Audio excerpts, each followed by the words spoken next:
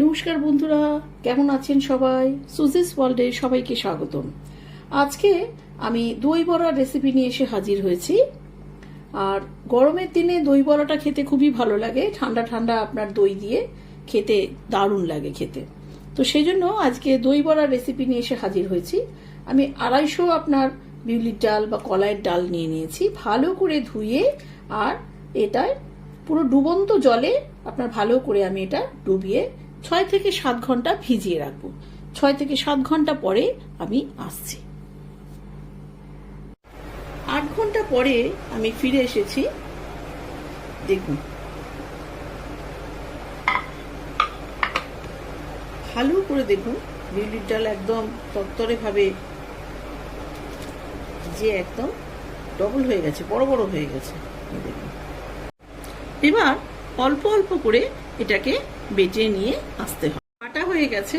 এবার দেখুন কি সুন্দর আপনার একদম মিহি আপনার বাটা হয়েছে। এটা ভালোভাবে আপনার হাতে করে ফেটিয়ে নিতে হবে। এরকম করে একদিক করেই ফেটাবেন। যদি অ্যান্টি ক্লকওয়াইজ ফেটান তাহলে এদিকেই ফেটাবেন, আর যদি এদিকে ফেটান তাহলে এদিকেই একদিক করে ফেটাবেন। যে কোনো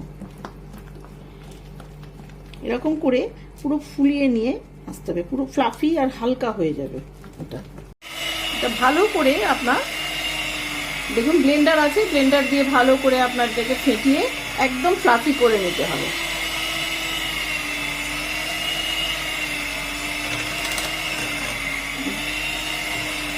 এরকম ভাবে ফ্লাফি করে নিয়ে তারপর আসছে। এটা ফ্লাফি হয়ে গেছে, তবে ভাজার জন্য রেডি কিনা এটা দেখতে গেলে 1 বাটি জল নিয়ে নিয়েছি। এটা যদি একদম সম্পূর্ণ রেডি হয়ে যায় ভাজার জন্য, তাহলে এটা জলের মধ্যে দিলে ভেসে উঠবে। দেখুন, এই দেখুন ভাসছে। যদি এটা ভারী থাকতো তাহলে ডুবে যেত, আর যেহেতু এটা হালকা হয়ে গেছে সেই জন্য দেখুন এটা ভাজার জন্য রেডি। এর মধ্যে আপনার অল্প কিছু জিরে অ্যাড করে দিলাম, কিছু হিং আমি অ্যাড করে দিলাম। তেলের সাথে যখন আপনার ভাজবো তখন একটা সুন্দর এইগুলোতে গন্ধ বেরোবে। দিয়ে ভালো করে আপনার এটা ফেটিয়ে নিতে হবে। অনেকে মৌরি দেয়, এটার মধ্যে মৌরিও দিতে পারেন। আমার কাছে মৌরি অ্যাভেলেবেল নেই এখন, তো সেজন্য মৌরিটা বাদ দিয়ে আমি দিচ্ছি। এটাকে ভালো করে আবারও ফেটিয়ে নিলাম। গ্যাস অন করে দিলাম।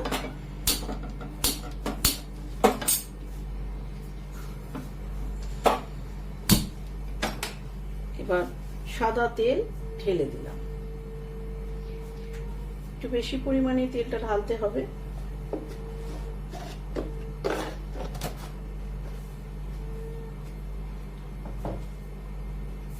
তেলটা গরম হোক। মোটামুটি তেলটা হালকা গরম হয়ে গেছে। হাতটাকে একটু ধুয়ে নিচ্ছি। ধুয়ে এবার হালকা গরম হলে আস্তে আস্তে আপনার এটা বড়ার আকারে দিয়ে দিতে হবে।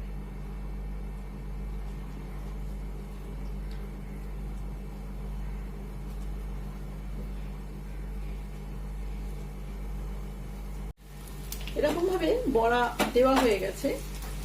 আর তেলটাকে এরকম ঘুরিয়ে ঘুরিয়ে আপনার এর উপর দিকে যাতে তেলটা হয়ে একটু হালকা ভাজা হয়ে যায়, সেজন্য তেলটাকে এরকম ভাবে নাড়াতে হবে সমান।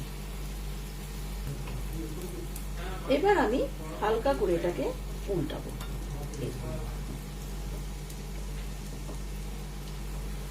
প্রত্যেকটা এরকম করে উল্টে দেবো।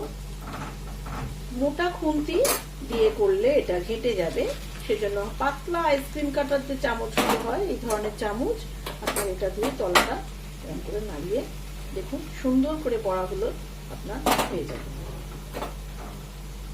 হয়ে গেছে আমার বড়াগুলো। এবার তেল থেকে ছেঁকে তুলে নেওয়ার পালা, তাই এভাবে তুলে নিচ্ছি। সমস্ত আপনার ডালের বড়া আপনার কমপ্লিট, দই বড়ার বড়াগুলো কমপ্লিট। এবার আমি এটা রেখে এক সসপ্যান ভর্তি জল বসালাম। জল গরম হয়ে গেছে। এবার এই জলটা নিয়ে বড় পাত্রে আমি জলটা দিয়ে দিলাম। উষ্ণ উষ্ণ গরম জল পুরো সসপ্যানের জলটা দিয়ে দিলাম।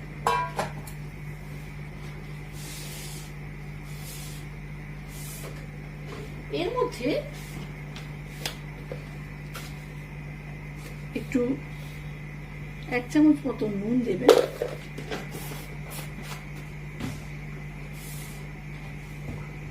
আর চিনিও 1 চামচ মতো দেবেন। দিয়ে জলটা ভালো করে আপনার গুলে গেল।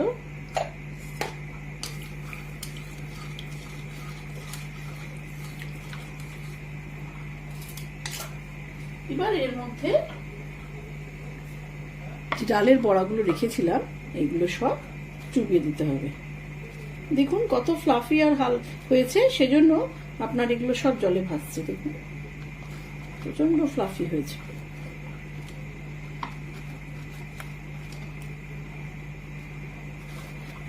সমস্ত ডালের বড়া এর মধ্যে ঢুকিয়ে দিতে হবে, যাতে এই বড়াগুলো নুনগুলো ঢুকেও যায় এবং সফট হয় আর স্পঞ্জি হয়, সেজন্য ঢুকিয়ে দিলাম। আমি এই স্টিলের ডেকচিটা নিয়ে নিয়েছি। এর মধ্যে এই বাটিটা থেকে আমি এর মধ্যে ঢেলে দিচ্ছি।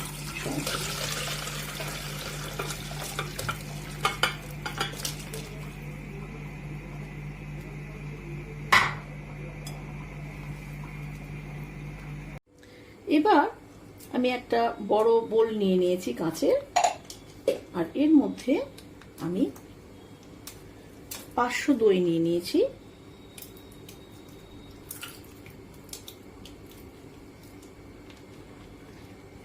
কিছু বরফের টুকরো এর মধ্যে দিয়ে দিলাম।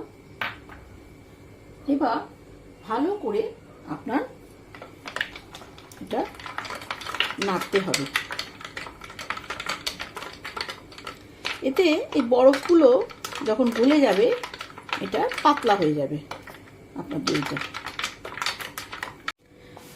এই দইয়ের মধ্যে চিনি দিয়ে দিতে হবে। 3 টেবিল চামচ চিনি দিয়েছি আমি। নুন দিয়ে দিতে হবে প্রায় 1/2 চামচ মতো, দিয়ে ভালো করে এটাকে নাড়াতে হবে।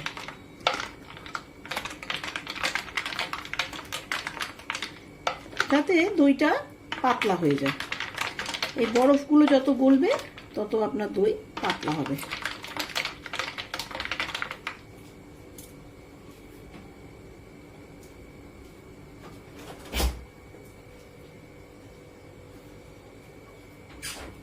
এর মধ্যে একটু জলও দিলাম, প্রায় 1 কাপ মতন জল দিয়ে আমি এটাকে আর একটু পাতলা করে নিলাম। দইটাকে দেখুন নাড়তে নাড়তে দইটা পাতলা হয়ে গেছে। দেখুন যত বরফগুলো গলবে ঠান্ডাও থাকবে, সঙ্গে আপনার দইটা পাতলা হবে। দই যত পাতলা হবে তত আপনার বড়ার মধ্যে এই দইটা সুন্দরভাবে ঢুকে যাবে। এবার আমি বড়া নিয়ে চলে এসেছি। বড়াটাকে হালকা করে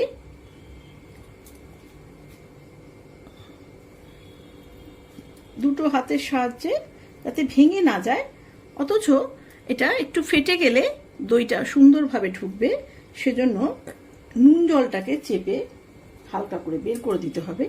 দিয়ে এর মধ্যে বড়াগুলোকে দিয়ে দিতে হবে। এভাবে সব বড়াগুলো আমি এই দইয়ের মধ্যে দিয়ে দেব।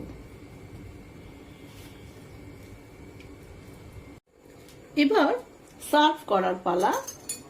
আমি চলে এসেছি, এবার গার্নিশ করব।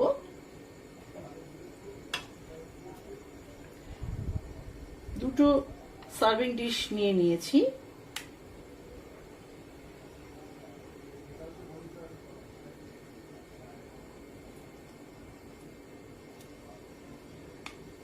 এতে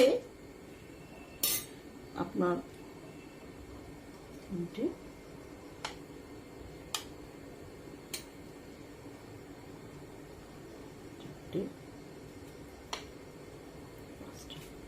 পাঁচটা করে আমি এতে বড়া সাজালাম।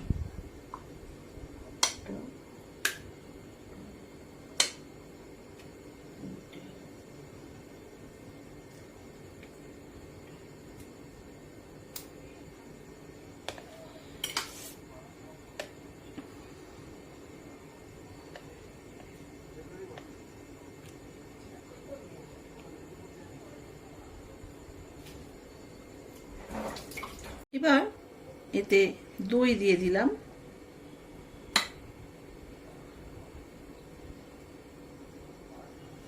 আর একটু ঘন আলাদা করে দই আমি রেডি রেখেছি, এটা সার্ভ করবো বলে। মানে এটা ঠান্ডা ঠান্ডা দই দিয়েই খায় চোরাচুর। দই দেওয়া হয়ে গেল। এবার দুরকম চাটনি আমি করে রেখেছিলাম। আগের রেসিপিতে আমি চাটনি করাগুলো দেখিয়েছি।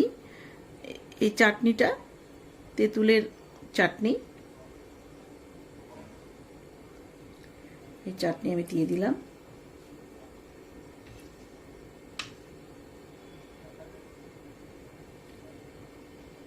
দারুণ লাগছে দেখতে।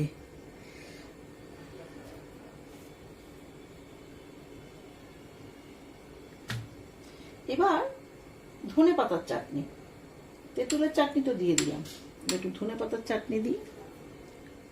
সবুজ আর লালের সংমিশ্রণে দেখতে দারুণ হয়ে গেছে।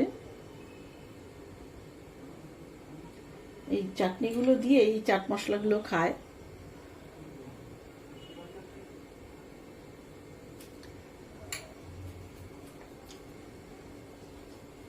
এগুলো দিয়েছি,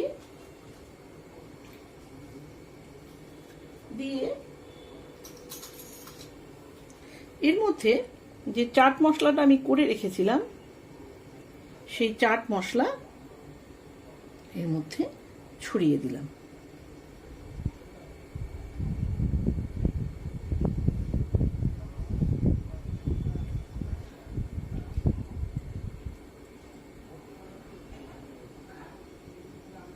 চাট মশলা দিয়ে দিলাম, একটু চিলি ফ্লেক্স দিয়ে দিলাম।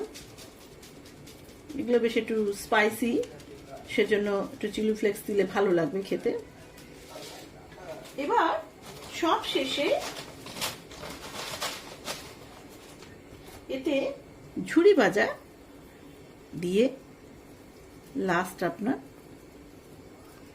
কিরকম লাগছে? আপনাদেরও তো মনে হচ্ছে এই গরমের দিনে এরকম ঠান্ডা ঠান্ডা দই বড়া খাই।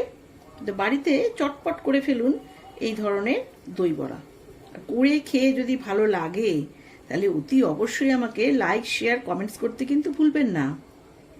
আর আপনাদের একটা সাবস্ক্রাইব আমাকে অনেক এগিয়ে নিয়ে যেতে সাহায্য করবে। শুধু তাই না, নিত্য নতুন রেসিপি পেতে আপনাদের ওই সাবস্ক্রাইবটা সাহায্য করবে। দেখুন রেডি হয়ে গেল আমার ঘরে তৈরি দই বড়া।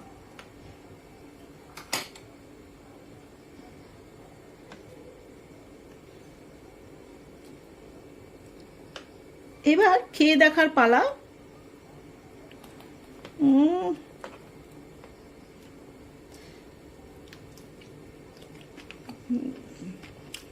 দারুণ।